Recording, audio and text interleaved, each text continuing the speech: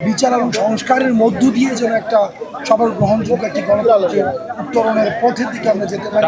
সার্বভৌমত্বে বিশ্বাস করি যারা বাংলাদেশের এই যে সকল এই যে বিভিন্ন ধর্মের, বিভিন্ন ভাষার, বিভিন্ন সংস্কৃতির সংস্কৃতির যেই বন্ধনটি রয়েছে সেটিতে যারা বিশ্বাস করে এবং বাংলাদেশের সীমান্ত এই সার্বভৌমত্ব যারা বিশ্বাস করে তারাই আসলে বাংলাদেশপন্থী।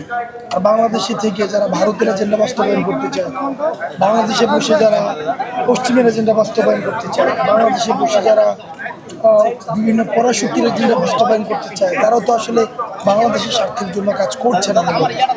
যারা বাংলাদেশের এই যে ইতিহাসের ক্রমশ এই যে পথ চলাকে ধারণ করে সাংগঠনিক বিস্তার সারা দেশে পদযাত্রা করছি, শহীদ আহতদের যেই বিচার এবং যেই সংস্কারের জন্য আমরা সারা বাংলাদেশে আমাদের মূল লক্ষ্য হচ্ছে আমাদের এই নির্বাচনের আগে আমাদের কিছু শর্ত রয়েছে, অবশ্যই নির্বাচন হওয়া উচিত।